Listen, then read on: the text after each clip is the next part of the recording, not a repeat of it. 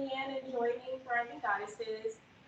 Today we just kind of want to chat a little bit about us being in medical school and how we've had to adapt to that, being in quarantine. I just want to open up the question to you ladies and how you guys have adapted to being in medical school and having to be at home. Ooh, for me, I can go first. Okay, so this has been a huge opportunity for me to adapt because, like I always say in every video, because I love him so much, I have a newborn. And, at first I was like, okay, this is going to be a big change. And I was really nervous because, I'm used to being away from him. And now that I'm at home, I have to really make sure that I'm engaged in my material, but also engaging in him and not ignoring him. So a lot of times, when I'm in my Zoom lectures, he's right here with me, and sometimes he'll chime in, and it's fantastic. I absolutely love the fact that I have the opportunity to spend more time with him. And that's honestly been the light for me in this whole situation, is that I get to spend more time with my son, and I don't have to miss him teething. I don't have to miss him learning how to walk. I don't have to miss his first little words and him eating solid foods because he's at that age. It's been wonderful in that sense. At the same time, since we are doing medical school online, the dark side of that is not having the on-hand experience, not being able to touch my patients, not being able to go to labs and practice suturing, not going and having the mock patients and our gyne labs and things like that. So in a way, we are missing out on some, but I think it's just a great opportunity to take this chance and see what you can gain out of this experience. Yeah, I definitely agree with you, Coco, because this was supposed to be me and Ayla's first opportunity to go to the clinic. Finally, after 2 whole years of busting our butts in the books, they were like, you are qualified now to begin seeing patients. And then COVID hit and was like, psych. So that killed that. And so obviously there was a lot of disappointment that came with that, and also just dealing with our classes, having to do them online. When the way that I learn, I'm a very we need to be interacting. This needs to be very kinetic. I need to be involved in touching things in order for me to actually learn. And I feel like there was an aspect of that doesn't translate when you're on video. And so and then also my peers, I rely on my peers to learn. I need you guys. And not having those same study groups, and not having people raise their hand and ask questions, not having people to do live TBLs with, team-based learning, where we split up into groups to work on a project with. And so I think that change was very difficult for me, and I ended up having to come up with ways to study on my own. So true. And still make it very interactive. And so I was using Quizlet and using the speak to text option, so that I'm talking it out, and I'm asking question and then saying the answer, asking the question, saying the answer. And so doing things like that ended up being helpful. And then the adjustment of using the online testing with the camera staring at your eyes to see if you're darting. How nerve-wracking is that? This exam, or should I just reply to that? I don't normally look this way when I'm taking the test. And Celinda, you've sat next to me during exams. I'm the most fidgety person. Yeah.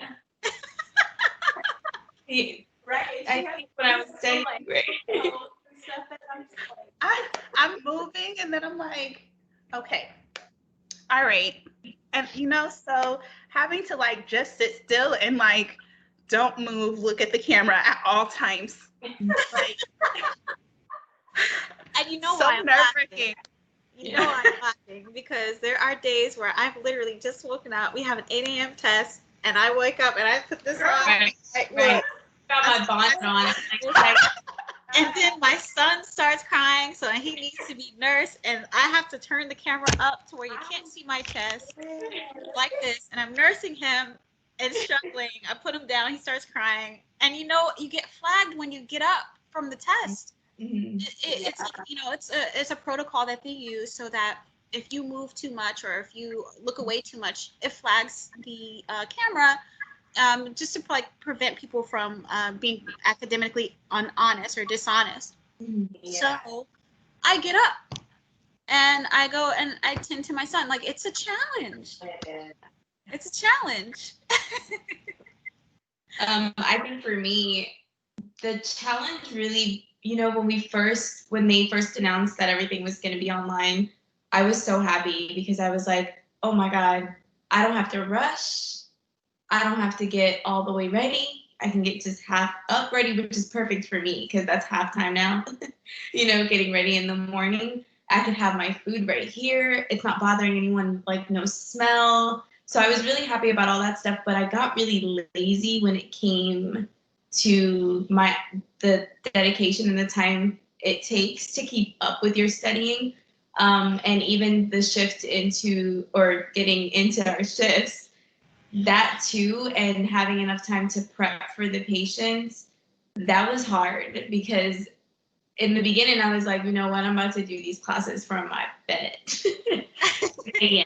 I'm about to sit here. And then I had to talk myself into getting up out of bed and setting a place where this is like school for me, like nothing moves from this area. Class time is here. But then when I started also studying in the same place with the camera on all the time,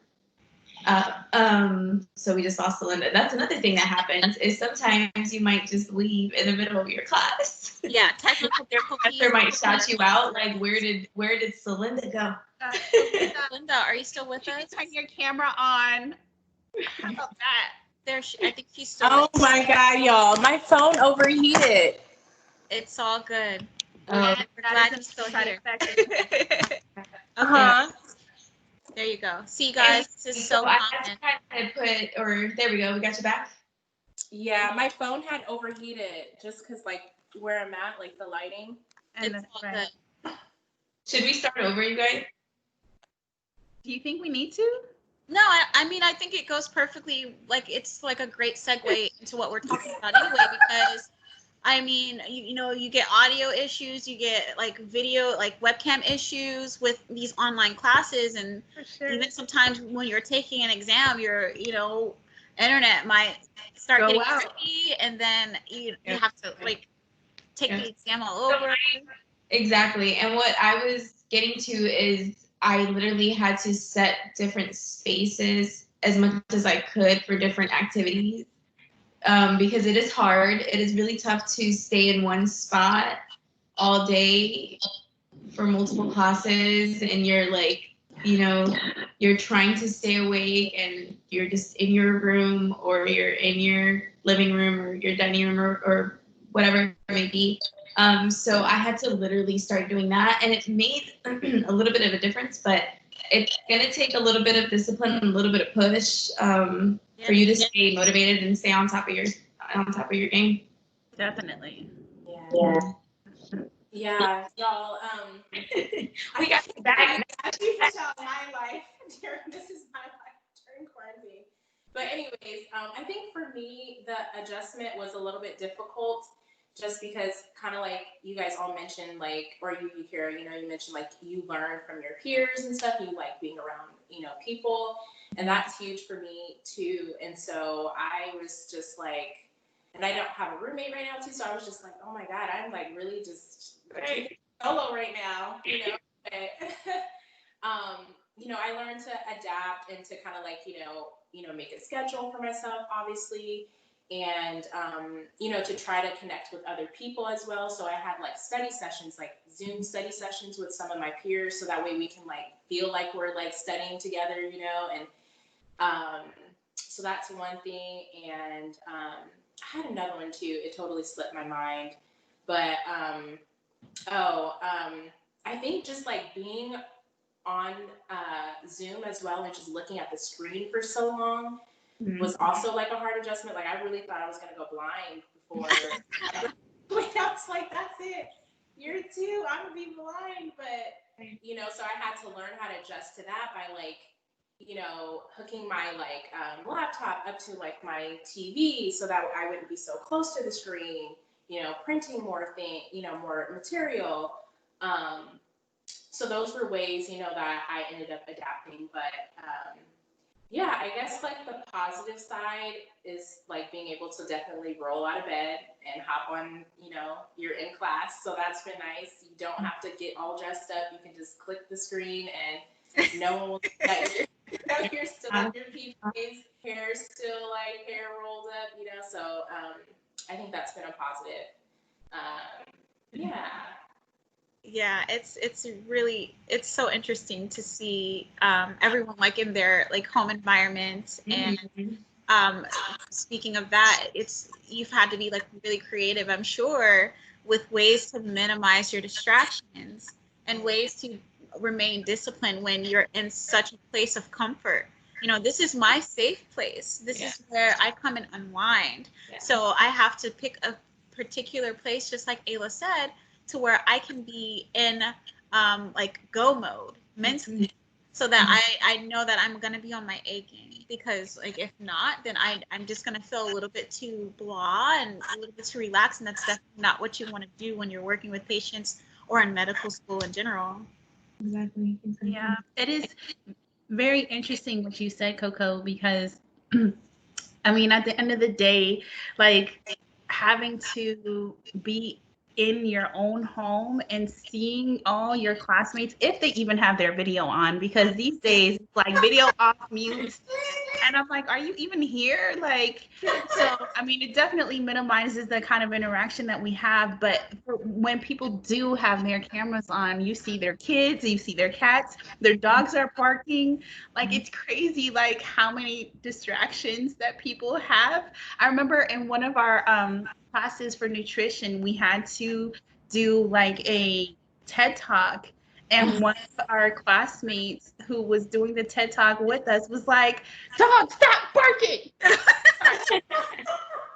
Because all you hear is like bark, bark, bark, and in the middle of her speaking, like in her TED Talk, and she's like, "Stop it!" So definitely, there's a lot of adjustments in being in medical school, but the thing about it is that being in medical school, one of the biggest aspects of that is learning how to adapt, because every class is different and the way that you approach every class is going to be different. And so 2020 was definitely a test of our ability to adapt and adjust and make sure that we still, regardless of our circumstance, stay on top of it. And so yeah, for sure. So thank you guys so much for joining us on Thriving Goddesses. Please like, comment, subscribe, and share. And we'll talk to you next time. Bye.